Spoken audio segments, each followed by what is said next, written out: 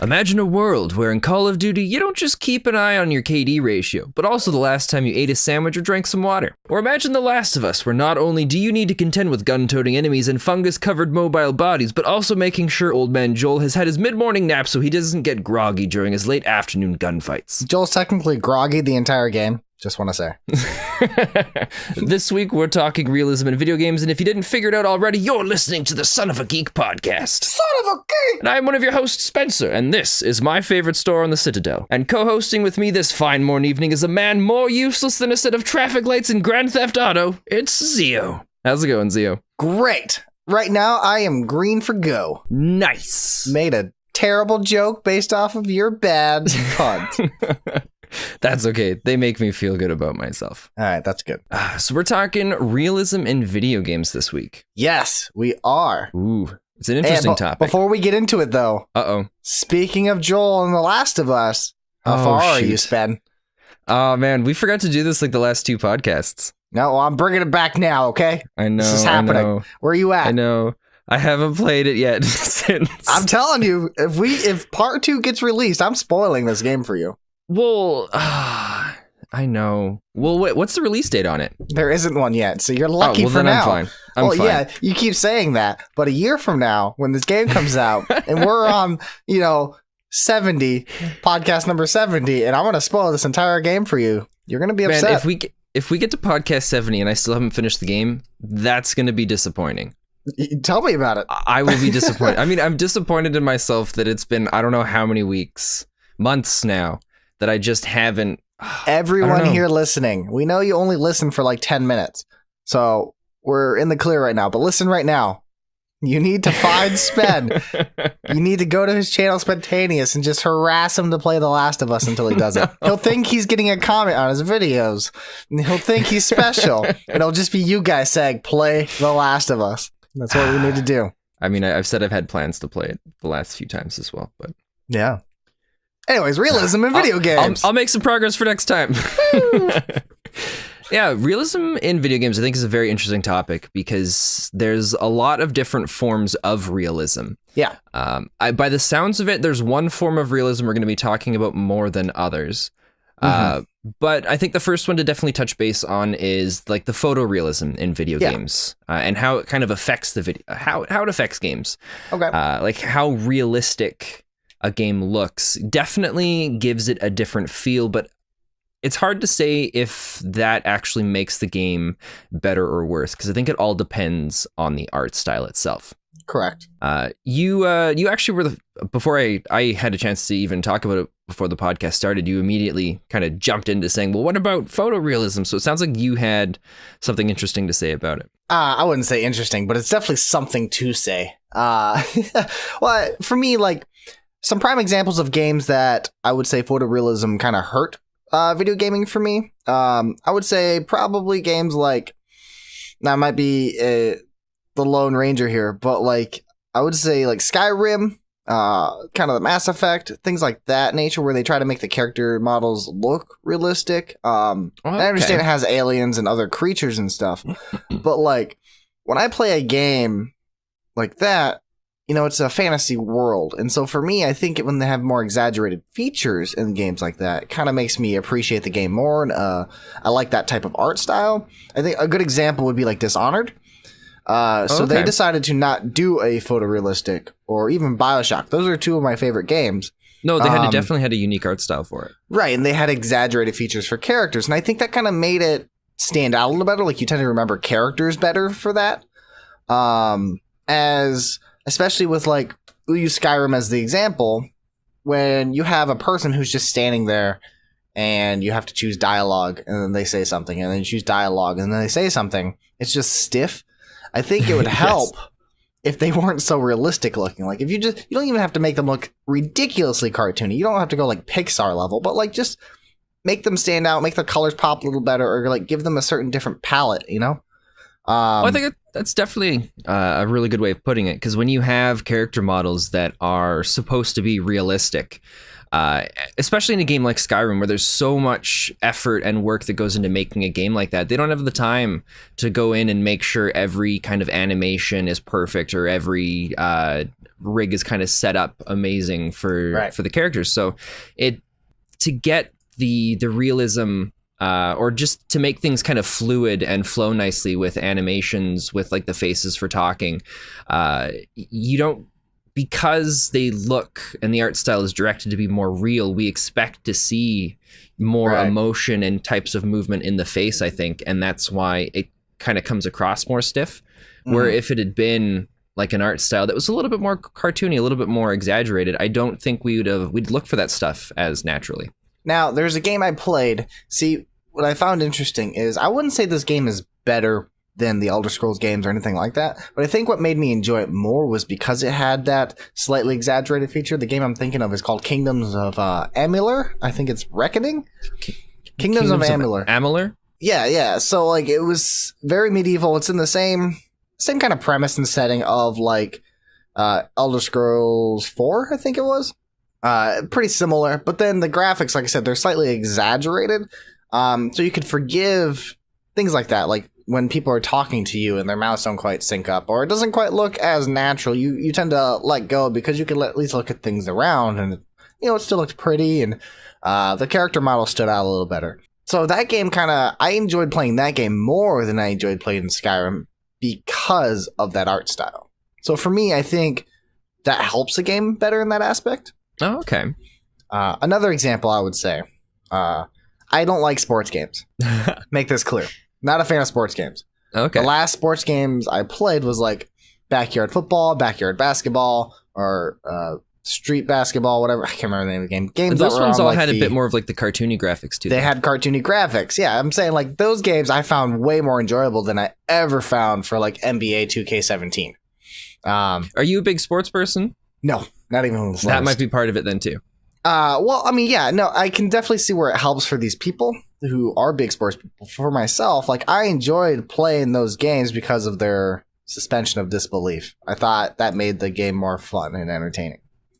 Yeah, see, and I think it would be different. I'm not a big sports person either, but I think someone who's like really big into NFL, to actually go and play like Madden NFL, would find it more enjoyable with it being more realistic, just because those are the characters that on their favorite team and they actually get to play as them. And I think in those aspects, it would change the perspective for it.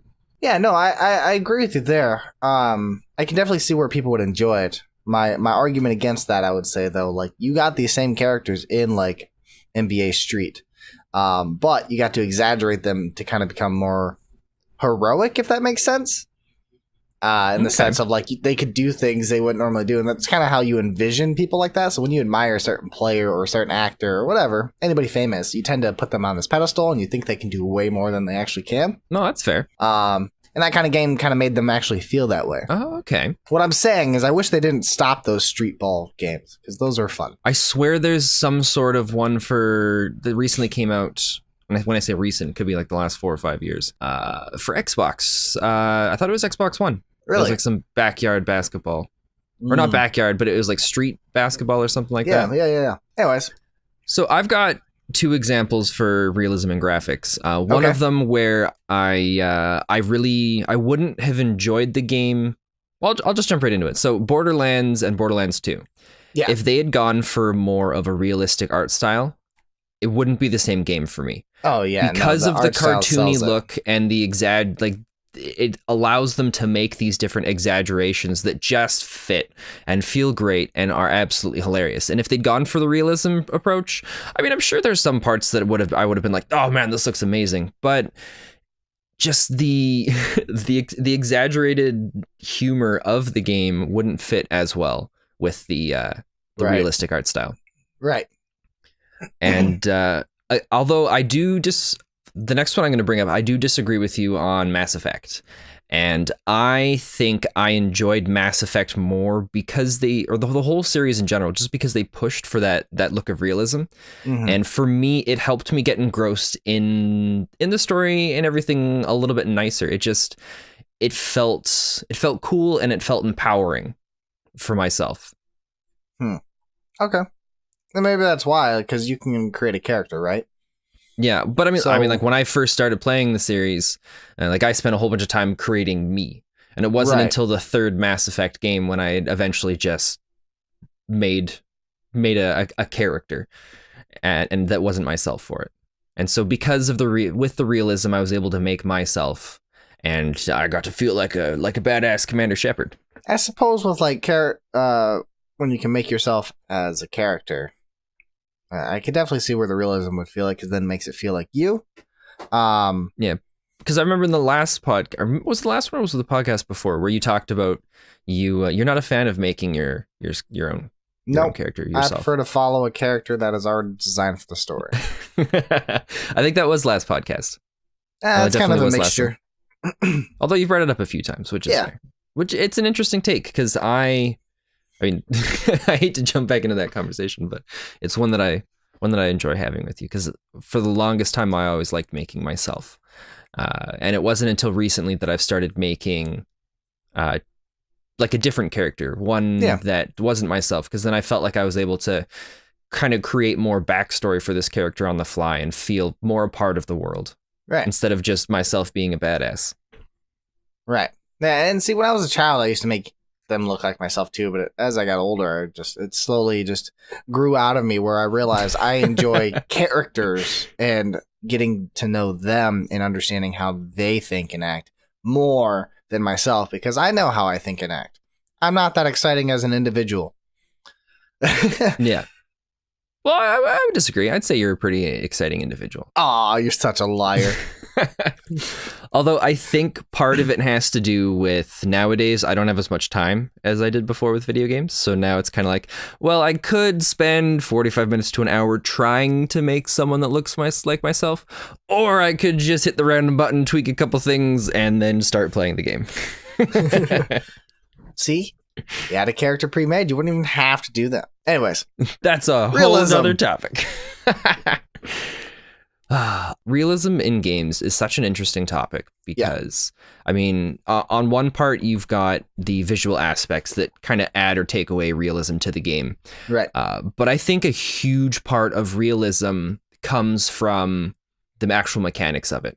And there's lots of different ways these mechanics can be added into games. And there's a whole genre, I think, that has come into place based more around the mechanics of realism, which is survival games. Yeah. Because, I mean, obviously survival games aren't, I mean, I don't think there's any game we can actually call real. But there's certain degrees of realism in a game, and I think the higher degree of realism in the game basically eventually turns it into a survival game. Right. So, are we going to talk about examples of where realism made a game worse, or where we think realism made a game worse? Sure. Yeah, let's start with that. Okay. You go first. I'm okay. Kind of gathering my thoughts. So I've got two examples, but they're not from the actual game themselves. They're from mods that people have created for the game. And I think they're great examples because it shows how different the games could be with realism. We talked shortly about this before, and you haven't done anything, or I don't think you mentioned you haven't heard anything about these mods before? No, I barely touched mods on any type of game except No Man's Sky because of our show. Oh, okay. Well, there's a lot of games that have been, like, a lot of modders have been incorporating these kinds of mods into games for years and years. I don't know the names of any of these mods off the top of my head because I haven't used them in a while, but the two games that really come into mind are basically any of the genres. It's the Fallout series and the Elder Scrolls series. And it's a series of mod packs that you can get for these games that add in a whole bunch of new mechanics to do with eating food, drinking water, getting enough sleep, changing how you actually heal, making kind of potions less effective so that it's kind of more towards like the idea of medicine and all these different aspects. And it really changes the game, adding these levels of realism. Whereas before, you kind of, like in Skyrim, before you just run around, whack something with your weapon, and then drink a couple potions or eat like a billion apples to bring your health up. Yeah. But with these new realism mods, your character actually has to sleep, or it's going to start getting fatigued easier, and it has to eat. Otherwise, it's not going to heal. Or I think some of the mods give like these massive debuffs. So it adds in the idea of these general basic needs that humans have. And I mean, I personally like using these mods after I've finished playing the game, once I've gotten bored and tired of it, because it adds another level of complexity to the game. Mm-hmm. But I find after a couple hours, it takes away from it, and I no longer find the game interesting to play. It just seems exhausting. That's pretty much what it is, because there's different aspects of it that just makes it so much more complicated. It makes it harder to get through the game. But I mean, in situations where it makes it better are the few times where I've been like, I'm kind of bored. Let's throw up Skyrim. Let's throw this mod pack on, and I'll throw a mod that lets me spawn in a house in one of the cities, and I'll pretend I'm a humble farmer that goes around searching for deer so that he can go and provide food for his family. And, like, in the few moments where I feel like, what the heck, this will be kind of weird and interesting. The few moments where I try to do something like that, I think it's fun, but it's never a long-term investment for me. Right. It's always like a short-term, hey, what would this be like? Yeah, no, I can definitely see why some people would find that appealing, but in my eyes, that has never made any game more appealing for me. Like, even with survival games, like when I play a survival game, yeah, I want to fight the elements and everything, but I want it to be exaggerated to an extent, you know? I don't... Yeah. The whole point is to not be in my world, you know? I want to be in a different world. So you're probably more okay with the idea of No Man's Sky than with its survival aspects, where it's not so much of like food and stuff, but it's just kind of, you've got a little bit of the environmental factors that affect you. Yeah, in that sense. Like and even eating and stuff, like I don't mind it, but I don't want it to be a chore, you know? Like, yes. We played Desolate recently. And yes. Getting food or water, getting water is a little easier, but getting food so far has been daunting. Yes. And it kind of is just an added stress that I just don't want to have to deal with, you know? Well, do we actually have to keep our hunger up in the game? I don't remember. It's been... I think you slowly start dying when you get hungry. That's right. It won't kill you. Oh, that's true, because we like spent so much time trying to figure out how to get water. And then we finally found that out, and now we just kind of stack it around with us so that we don't dehydrate and die. No, that's right. Yeah. I forgot about that. So, like... It's just one of those things where I think it's unnecessary. I think you can do like either combine food and water as one thing, so it's just an element, something you have to watch, or like just give you more food in the game or something. I don't know. For me, it's different. Like, and I could see the appeal, but I've never been interested in anything like that. I like survival games to an extent. I just hate having to look for food and then cooking the food and then eating the food. I don't want to do that. I don't want to cook when I get home. Like, this is why I eat out a lot. It's just the lifestyle I live, or I want to live in a video game. That's why I don't play Sims because of that. Oh God. I actually enjoy The Sims. I find Sims enjoyable to some extent. I don't want to have to care about taking care of my guy. I just want to do stupid stuff that Sims allows me to do. Nice. But for me, like, I think where realism can hurt a game, and I'm gonna go old school, not quite video games, but D&D. So this is a good one. I have a lot of friends who love hyper realistic D&D in the sense of how much can your guy carry? Let's do the math and find out. You carry anything above this, guess what? You're encumbered. Or when's the last time you slept? You've been awake for 12 hours. Don't you think you're getting tired? Or you guys didn't eat today, so you're going to get a knock on you, and you're going to be slightly tired for the next day and have buff or debuffs. I hate that so much. I don't care. When I play D&D, when I've DM'd a game, I don't care about what they're carrying on them. I don't care about them eating. Like, once in a while, like if it's for the role play aspect, you're at a dinner, you eat. Or if I make a moment out of it fun. Like, one time I made this character. He was this big guy, he's just the dumbest character ever. But he had this magical apron on that made him the best cook in the world. And so, well, it didn't make him the best cook in the world. It made whatever he made taste like the best food in the world. So he would always just make slop, just like this disgusting looking slop, but it would taste different based off the players of what they ate. So it would taste like their favorite food. Oh, okay. And so like that I role played out and I made them eat, but I never like cared about that. Like sleeping is one thing. Like I only took that if I would try to set the precedent of, hey, this is a long trek. You guys don't have resources at your disposal. Yes. This is when I'm going to take notice to it. Like for the most part, when you have the chance to walk by 15 towns and you're going from city to city, I'm going to assume you ate, slept, took care of yourself as a person. Oh my God. To go through every day of that in D&D would be the worst. It's just a nightmare and it's so exhausting. But like, I only care when it's relevant to making the characters have a struggle. Like if it's something they have to pay attention to, if it's contingent to the story or the plot, yeah, then I'm going to incorporate it. Then I understand it. But as just an unnecessary thing to force somebody to deal with. Yes. That's not why people play D&D in my eyes. No, that's definitely not why I play it. I mean, it's some people, sure, if you want to do that, you find your group that loves to do that, absolutely.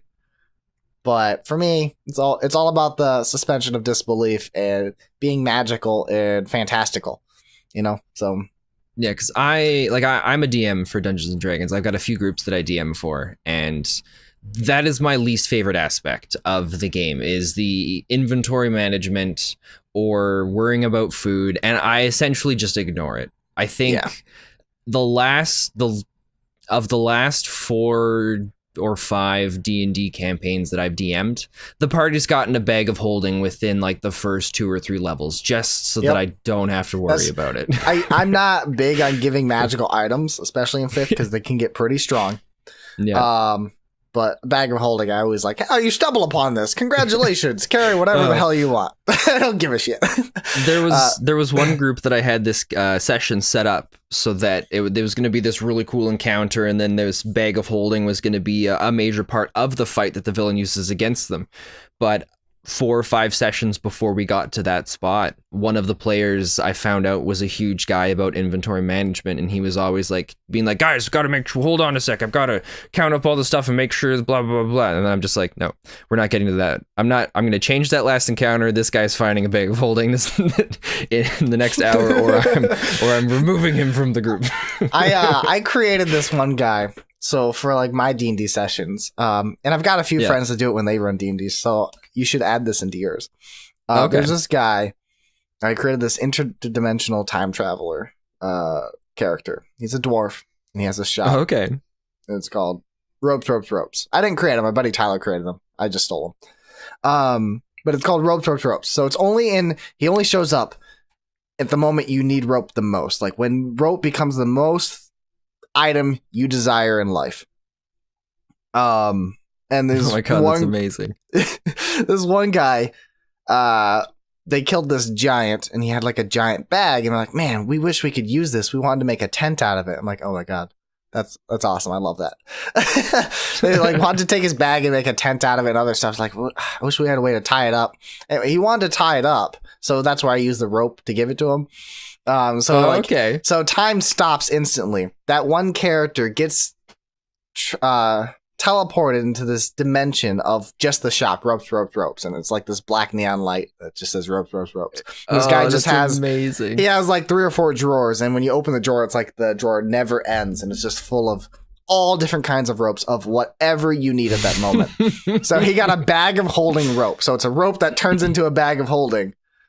What? And that's amazing. Yeah, so I just gave it to him, and then like they put the giant bag into it, and every time that's their tent. So they just rip out this giant bag. So it's a bag of holding that can also turn into a rope. It is a rope that is a bag of holding. So like it has a lid, and you just so it's just like an infinite rope that comes out of the bag. Yeah, that's amazing. But the bag is made out of rope, so like it's just one giant rope. But like it can be a bag as well. So imagine it looks like a noose, but that you can open up like a bag. That is awesome. Okay, this is completely off topic, and you've probably heard about this already. But there's this story that's gone around for many, many, many years of D&D, where there was a group trying to break, or maybe it's come into. I think maybe it was an actual story of what a group did, or it was just kind of the birth of like the idea of abusing a mechanic. And it was the one where there's like an army trying to break into a castle, so they all get in an entire line, and for maybe the 100 people all use their action to move this like log, passing it down the line to hit this big door at the front of the castle. So essentially 6-second round, this log moves along 100 people in 6 seconds to hit this door, like the momentum and speed of that to destroy the door of the castle. I've not heard that. That's kind of amazing. No, that's awesome. Okay, well, it's one of my favorite stories for D&D. I really hope that it started from an actual group of players and not just some guy making up a story to try and debate a mechanic. That does sound like something players would do, though. Like, players come up with the craziest thing. They do. But that's what makes D&D great. See, I love the suspension of disbelief, the non-realism that's in the game. Like, as a DM, like, I always tell people, creativity trumps rules for me. If you're creative enough to come up with something, if you're creative enough to come up with an idea and it sounds awesome, I am willing to let you have that for an easy dice roll. And just nice. Give me a roll. If it's not a 1, you succeed. Essentially, that's how I work. Like, I promote creativity in roleplay. So, like, if they get into it, I make their checks super easy because, why wouldn't you let them be successful? They're wanting to get into this for that reason. And so, I love that. Have you heard of the Mr. Barrington story? Oh, yes. I love that story. That's the guy that was the bear that convinced everybody that he's not. Okay, so for those, we'll go back to talk about realism in games, but what makes D&D so great that is not realistic for everybody listening? Mr. Barrington is a bear. So this one guy played a bear. And he was a master at changing his look, or no, he's master at lying, right? Yeah, he was had a super high charisma and a bunch of points. Super high charisma, and he was great at lying. So essentially, he would just roll deception when he would talk to somebody. He was a bear, and he was so good at it. He convinced everyone that he wasn't a bear. Well, in the story, too, there's one NPC in this castle that rolls high enough and actually figures out he's a bear and tries to accuse him of it. And basically, the king's like, oh, this is unacceptable. And the guy gets thrown in jail. Man. It's stories like that make D&D fantastic. Yeah, and I think what you brought up earlier about D&D is a great transition over into kind of good examples of realism in video games, where I think where realism is good is situational and it depends on the circumstances. Yes. And a great example is, like you were mentioning before, like you hate the idea of worrying about food or items and stuff like that. But there are some times where it's nice to throw it in a D&D session where, say, like the party's flying in an airship and they're like, oh, they're maybe 7th or 8th level and they're super powerful, super fantastic, and they're flying along. Something happens, their airship gets damaged and they crash. And now they're in the middle of a winter, a foresty winter forest. Great word, Spencer. They're in the middle of a forest in the middle of winter. And now maybe for an hour of the session. Yeah. One time, you go through the idea of, okay, how are you guys going to survive? What are you going to do? Just until they get kind of up on their feet, and it kind of adds this whole nother level to it, as long as it doesn't carry on for too long. Yeah, I agree. I think that's fantastic. And I want to change that and direct it into where we're going to be heading, I believe, to where realism can make a game better. Yeah. Now, I think that would be great. So, 2 examples of where realism can hurt and make a game better in a sense. I think Naughty Dog, just talking about their last 2 games, you go from Uncharted 4 to The Last of Us, right? Yeah. So in The Last of Us is obviously... This example of yours. This Last of Us is obviously more realistic. So the camera's a lot closer to Joel. When you move, the camera kind of shakes with how he runs.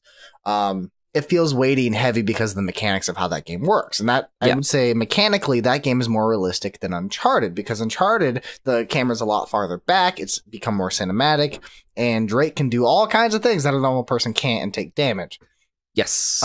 It's more fantastical and whimsical. And I think it works for those two games. And that's what sells their tones. Now, if you had that same type of mechanic where the camera is super close to Drake and every step he took, it shook a little bit, and every punch you took, like your controller vibrated, those mechanics that made you get the feedback of realism, I don't think Uncharted would be as good as it was. Well, no, because and what makes this example so great too is it also kind of further shows just the setting is a huge part that affects how the realism is going to be taken as well, because you don't want that sense, that push for realism there with Uncharted, because it's supposed to be this exciting adventure of exploration, discovery, like you're this badass guy going around doing badass things. Exactly. I mean, and even though Uncharted 4 is technically more photorealistic than The Last of Us, The Last of Us still feels more realistic than Uncharted because of how that.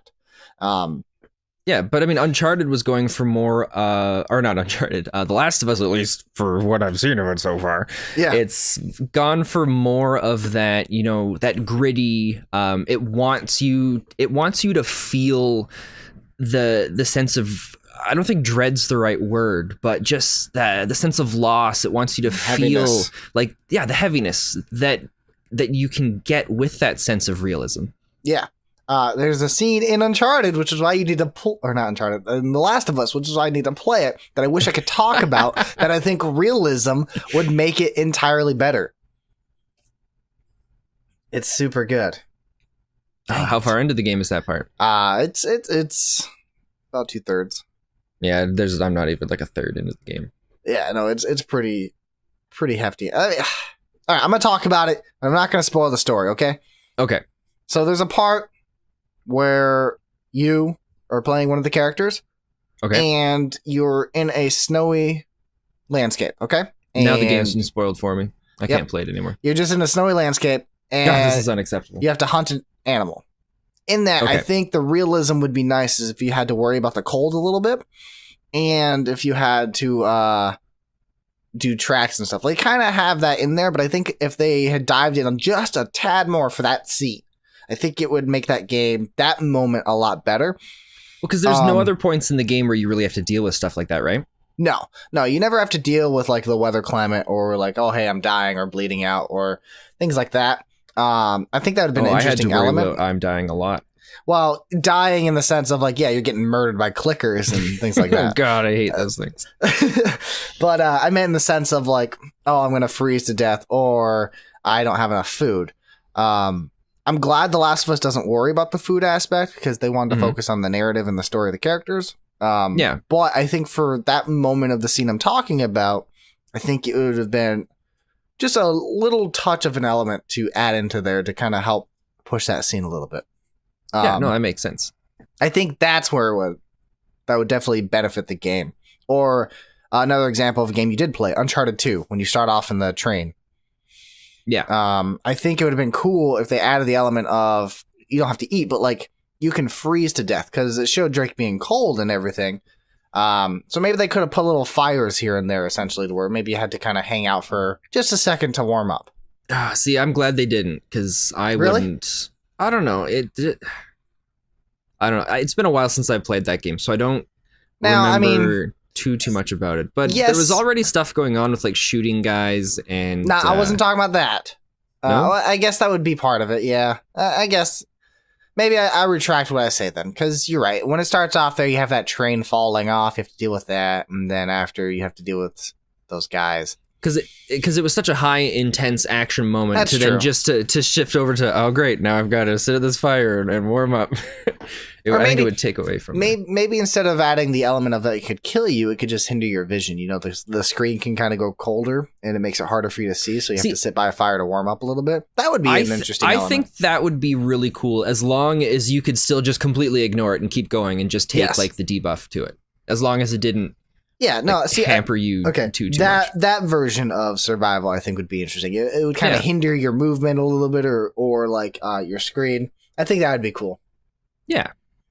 Anyways. See, I'd be okay with that because a lot of the examples where I think realism has worked out really well are moments where it's added realism, but it's not enough for you to even kind of really recognize it as realism. Yeah. And it's like games like, for example, I haven't played too much of them, but I've played a little bit of the Resident Evil series. And I've always loved how they've done the inventory stuff. I'm pretty sure it's pretty close to the same in all the games. Yeah. Where you've got like the backpack and you've got to kind of stack the things in it. And I mean, it's not really realistic because you don't stack things like that, but it's added a bit of realism to it in the through sense just of the how idea. Much you can carry. Yeah. Yeah.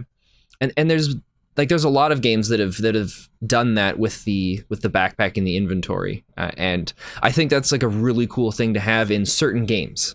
I agree. I actually think that's a really good example. Speaking of, because I've been playing Resident Evil 2 recently. And they do that. That's in there. And dealing with that is interesting. On one end, I like it because it's something I have to pay attention to on top of not being murdered by zombies and other things. Yeah. Because on the other end, I had a moment where I'm like, oh, hey, look, I got this key. I can go get this special gun now. That's awesome. And I ran like 4 rooms this way to go get this, and then I realized, oh shit, my inventory's full, so I had to run all the way back, go drop it out of in my chest, run all the way, go get the gun. In that sense, I mean, that's on me, because I didn't pay attention to my inventory at the time. Mm-hmm. In that sense, though, it took me out of the game for a moment, because I find that kind of stuff just annoyances. Like, I love being absorbed in the game, and I don't like to run into things that take me out of it. And, no, that's fair. So, having that, but granted, in the same moment, if I was really there, I don't know. This example kind of pushes back towards my thought that realism pushes games more towards the survival aspect, and it's the survival aspect of games in which realism really shines. And because in these Resident Evil games, you're trying to survive against these zombies, and the way that they make it more difficult and add a bit more challenge to the game is by limiting the amount of inventory space you have. Yeah, and with these and see what's so nice. I love this type of inventory management with this thing, just because it's simple, it's easy to grasp, but it's just I can talk about it all day. Okay, I do want to say where I think realism would make Resident Evil 2 a little better. Okay, now this isn't realistic, but based off the laws of zombies, right? You shoot them in the head, that kills them, correct? Mm-hmm. Okay, I can unload 6 bullets into a freaking zombie head in Resident Evil 2, and it won't die.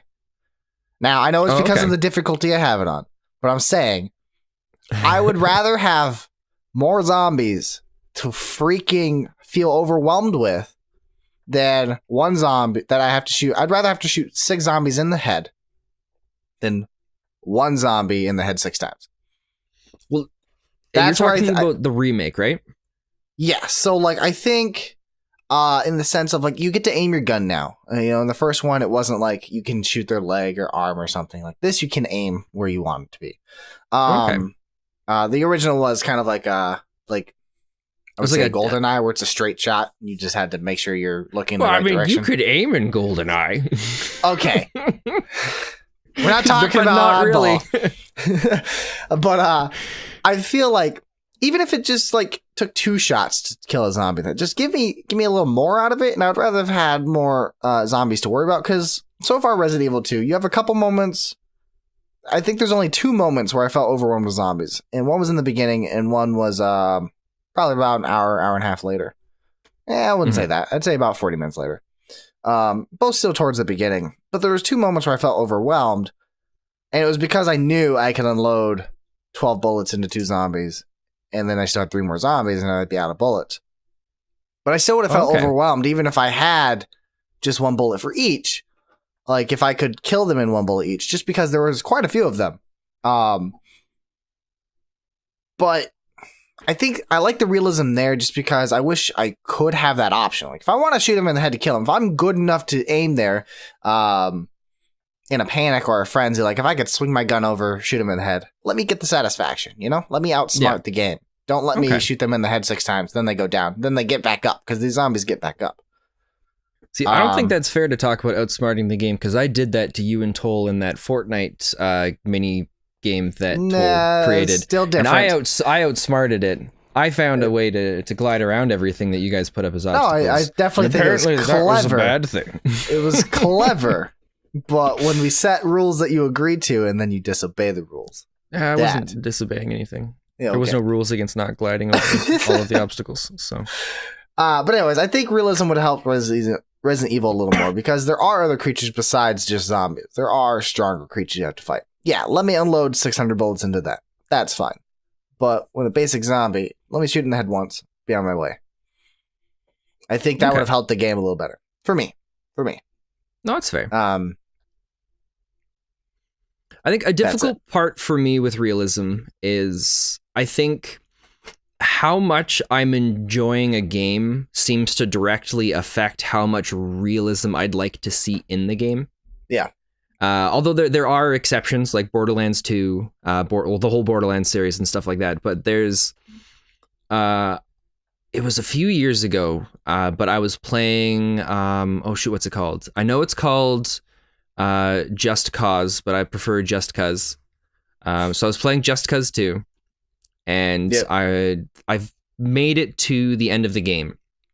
And like the game's full of all this ridiculous stuff that just shouldn't be able to happen with just your grappling hook and exploding things and zipping around and flying all over the place. Just cause. But yeah, just cause. And the very last mission of the game made me furious. At the very end of the game, you finally confront like the super major villain who launches these massive missiles out to go and like destroy something or whatever it was. And so the final fight is you and him shooting each other while jumping around on top of these missiles that are flying through the sky. And up until this game, like I was okay with all of this stuff with like grappling up to a plane so I could stand on top of it to get into a game. But for some reason, I was absolutely furious that the final mission was me standing on top of a nuclear missile, grappling to other nuclear missiles that are all flying beside each other to fight this guy. And it made me furious, and I was angry, and I was outraged that I was like, this isn't realistic. This is garbage. And that's just you, man. Like that game is based off of no, I know, but non-realism. Why would you want to add a sense of realism to that last battle? I would be furious if I couldn't do that. Like the whole point is building up to this ridiculousness. If it didn't end on a ridiculous note, I would have been upset. No, I know. See, but that's the part that doesn't make any sense to me is that like I liked the game and I was enjoying it. And when I first started the game, I wasn't sure if I was going to like it. So there was all these mechanics that all these things about it that weren't realistic. So I got used to them. And then the more I played the game, the more I liked it. And the more I liked it, the more I expected of it. And then when I got to the final mission, it was at the point where I was like, this game's amazing and I love it. And when I started loving it, that's when anything new that happened that wasn't realistic, I started to just be like, no, I don't want this. Interesting. So there's something about the more I like about the game, the more I have kind of realistic expectations for it. Okay. Which doesn't make sense to me, but especially in a game like Just Cause maybe 2. that boss fight was just annoying. Could have been that because I could definitely see where you had to go between easy. missiles. It wasn't annoying. a difficult boss fight. Well, maybe that's it. Maybe because it wasn't challenging. I don't know. Maybe that's what it was. Although that's not what it was, because I remember like outrage and calling out like, this is stupid, this isn't realistic, and complaining about it to people for it being so unrealistic. But yeah, I don't know. It's that's an interesting choice. Yeah, that's funny. Okay. So all right, let's put ourselves in the scenario then. Okay. If you had to only have one or the other for the rest of your video games in history, would you always have realism or never have realism? That is a very good question. I want to say I lean more towards realism at the first thought of it. But thinking about it, there's so much stuff in realism, like for realism in video games, that just adds mechanics that are kind of okay, but they just get annoying or become, like you said earlier, chores. So I think I'm going to have to go with unrealistic. Okay. Yeah, I would go with unrealistic too. But that's tough for me because I like a nice balance of both. Like depending on the mood I'm in, I also like a nice balance. I like to have different choices. So then now let's change it for graphically. Would you forever have to deal with realistic graphics, or exaggerated cartoony features? As much as I hate to admit it, I'm a bit of a graphics snob.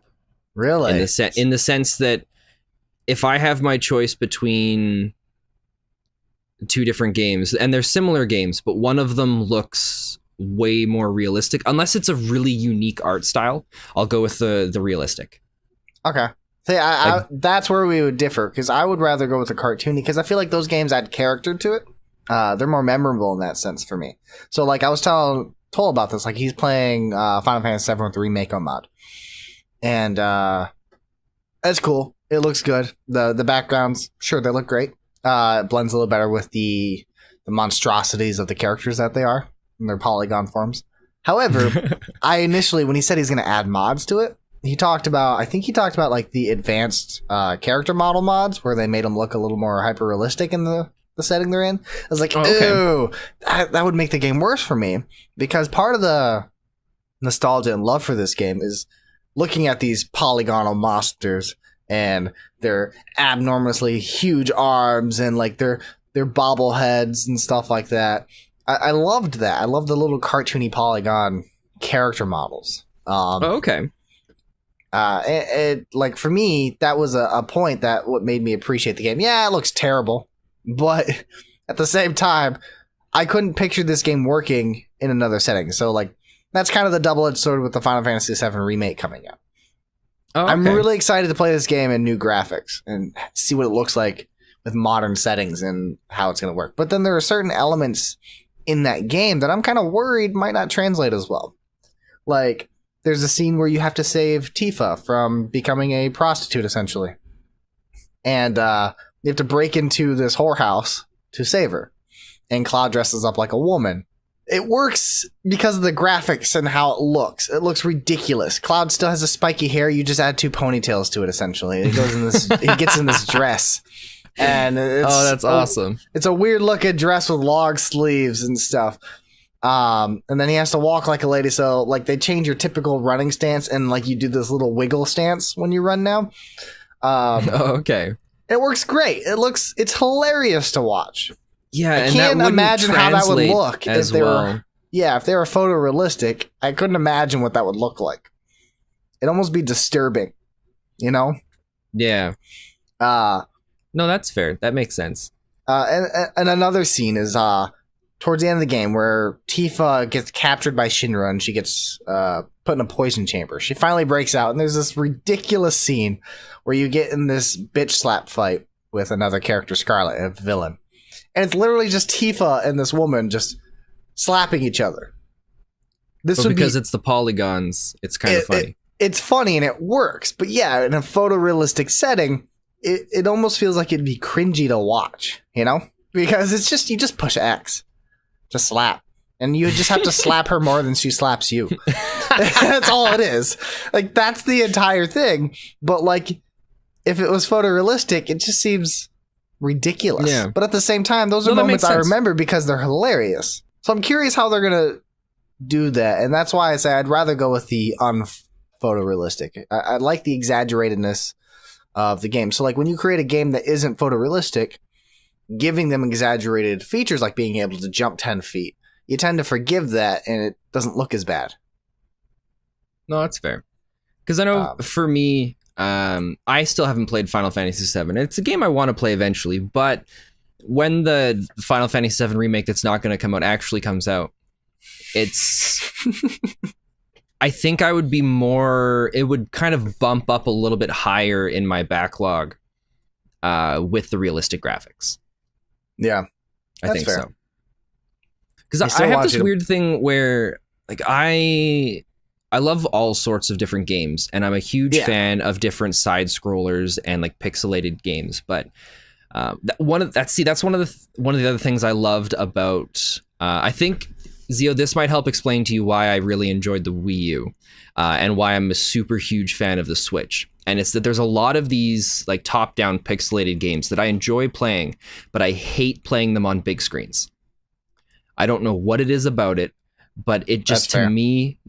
I feel more comfortable playing them on like a handheld device. Yeah, no, some games feel better on a handheld. I 100% agree with that. I think that's also part of the reason why I was so happy with the Wii U, because there were some of those games that came out for it that were a lot of fun, like what was it, the 101 something 101. It was like this game where you had a whole bunch of superheroes and you got to run around and do stuff. And for me, it was a game that wasn't meant to be played on a big screen. It was meant to be played on like a tablet or a handheld device.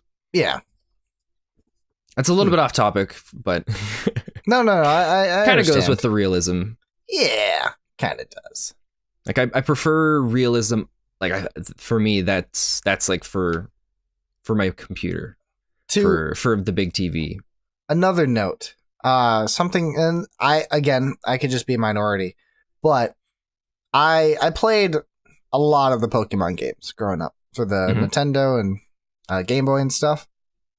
And when they started doing their 3D, more realistic looking worlds, like when they released the 3DS, they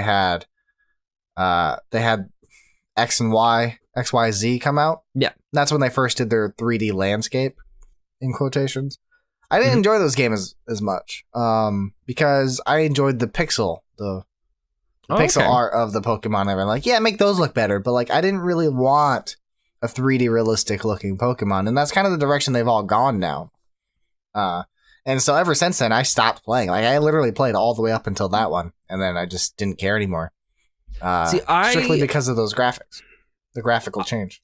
I'm a little bit different, where I preferred the look of that. I thought it was cool to see all of my favorite ones in 3D. See, and that's why I say I think I'm the minority. But I also died off playing those games because I just stopped really getting into them around the same time as well. But I think that's just more so I was getting tired of the games. That's fair. I mean, they recycle a lot of stuff and don't introduce a whole lot of new things besides their EV training and all that other garbage that if you want to get hardcore into Pokemon. Although when the Switch game comes out, I'm going to get back into it. I'm pretty sure I am. Or although I say that when every new one comes out. I'm like, I'm going to get this. I'm going to get back into it. I just want an open world Pokemon game, honestly. I want to be able to play with a friend and have the same story and work together and stuff. I think that'd be fun. When I was growing up, they had a few like fan-made MMOs that you could do. They still have some. And a lot of them get shut down as soon as Nintendo notices them. Yeah, there was one of them.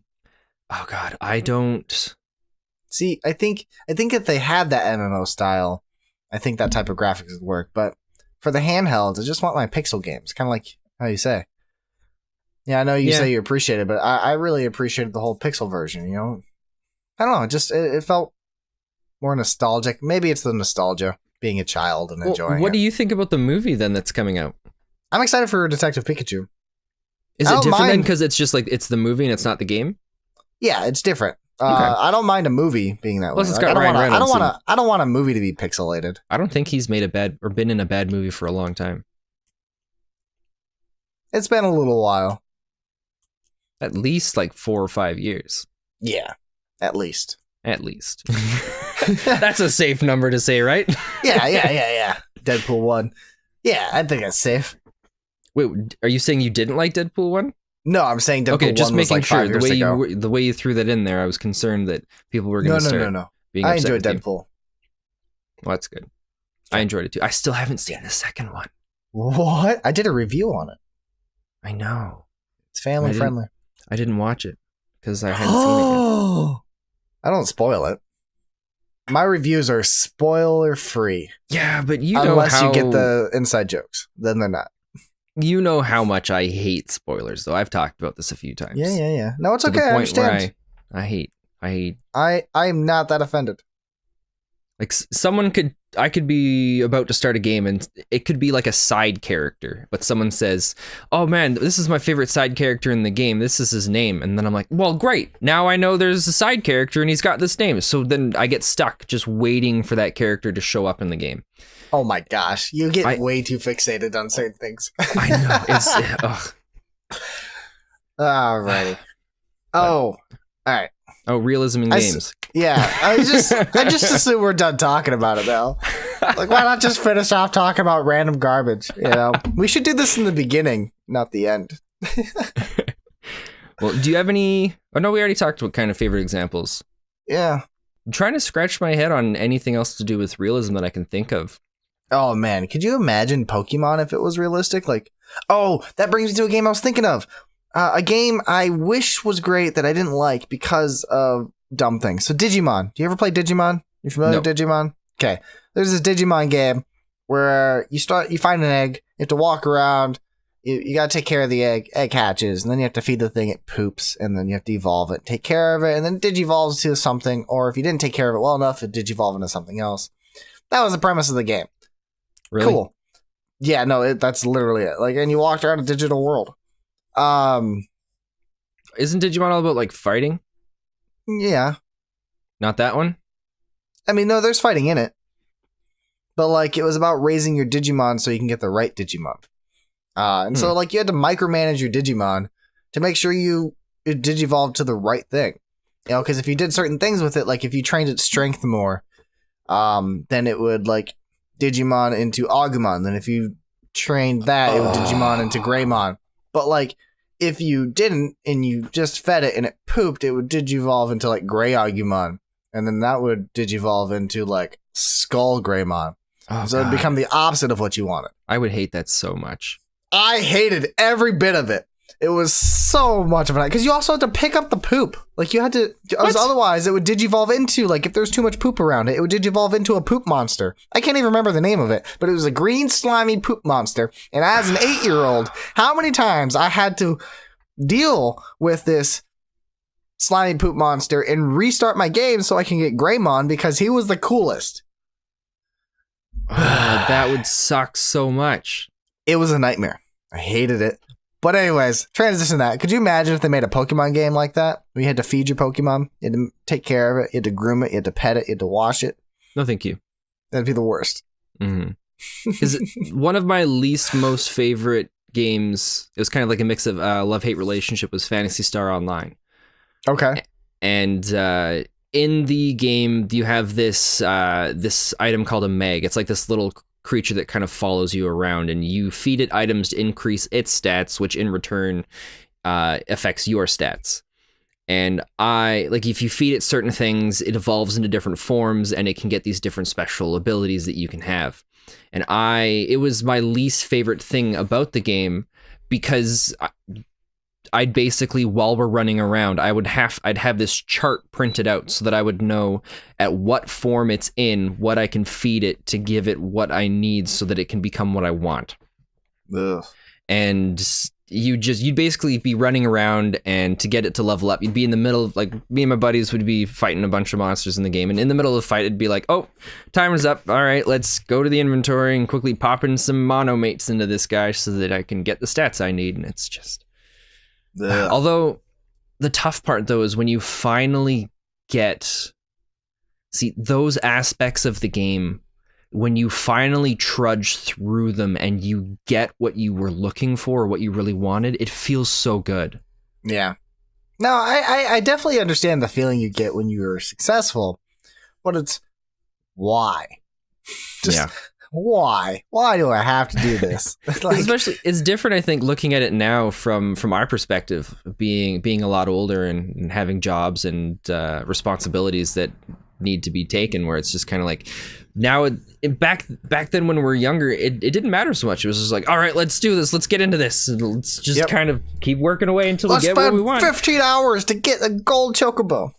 But now it's kind of like, time balancing. It's like, I guess I'm not doing this. Yeah, I don't want to. Yeah, no, I right there with you. So realism works in I think we can both agree that realism works in moments of games. Yeah, it's situational. I think it's a very successful and great tool to add into a moment when you're trying to sell a certain point. Yes, but I think it's safe to say it's better to have too little than too much. Yeah, I would agree. I think it's better to have too little than too much. Cool. Now, I guess we got to involve the people listening. So for those of you who made it this far, What do you mean you guess? I mean, we should incorporate them somehow. Don't worry, I'll cut out that part so it doesn't sound so bad. I don't care, leave it in. Well, I guess we should do something for the people that made it this far.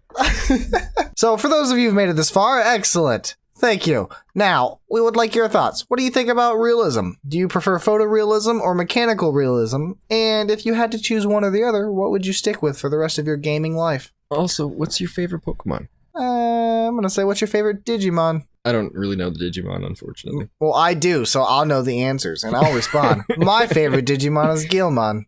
Which one's that one? He was in Digimon Tamer, Season 3. He was a red dinosaur. The only... Actually, I kind of based Ness off of him. Really? It's a tiny inspiration. I don't tell people until now. But yeah, Ness is kind of based off of Guilmon. If whoever... I'm gonna send you a here's clip. that part and posts that in our Discord channel, Toll will send you $5. Yes. Yeah, so if you come to our Discord channel and say, hey, I know the inspiration for Ness. You don't have to say what it is. You just gotta let us know that you know the inspiration for Ness. We'll make sure Toll sends you $5. Yes, Toll will send you $5. Guaranteed. And if he says, no, I didn't agree to this, that's his keyword to saying you'll expect it in the mail within 10 to 14 business days. Yeah. Can we get in trouble for doing this stuff? I don't know. And when I'm seen by in trouble, not with Toll, I mean with the people not getting what they're... Well, we'll see. Maybe one of these days there will be a legal battle. Yeah. Over $5. That'd be worth it. Fight. Yeah. Maybe if you put in the description, as long Toll as we won't actually don't give you $5. As long as we don't hire a lawyer and we just go ourselves, then it's not going to cost us a lot, right? That's true. Yeah, it'll be fine. It'll be worth it. And by that time, we'll probably be making loads of money. Yeah, by then we'll at least be making $10. All right, I sent you a link of Guilmon so you can understand what I'm talking about. Okay. Oh, that guy. Oh, Yeah. Is that the one where they're in the classroom and they go in through the computer? Yeah. I do remember that guy. That one, I think that one is actually my favorite series. This is my favorite Digimon series, too. Although the one I remember the most is the original, and that's because I rewatched Agumon, a bunch of the remake. Yeah. I don't know if I can pick a favorite one from that from Digimon. I want to say in the original one there was that guy with the horn and the floppy arms. Yeah, that was Sunamon. No, Sunamon digivolved into him. What was his name? Ah, crap. No, Gabumon. It was like his, it was Gabumon. I think so. Had I think blue he fur, was my and he favorite. turned into like a tiger.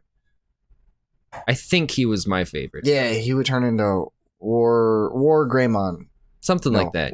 No, it wasn't. It was Garurumon. Then he turned into War Garurumon. I think so. Series 3, was that the one where they had those weird evolutions where they would like digivolve together?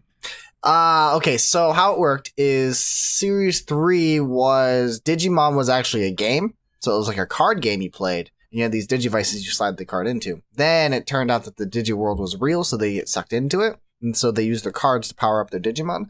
That was a cool mechanic for the show. And then the very last Digivolve, like there's always like 4. You have like the rookie, the champion, the ultimate, and then the master. I'm surprised I remember this much. Good lordy. So the master would be for season 3, the trainer and the Digimon basically fusioned into one another, and that became the master. Okay. Apparently that took off, and they made a whole series based off of that, which is, like, in my opinion, the worst Digimon series in existence. Okay. Yeah, I don't think I saw that one. But yeah, what about favorite master Pokemon? evolution What would you say is your favorite? series? No, actual Pokemon.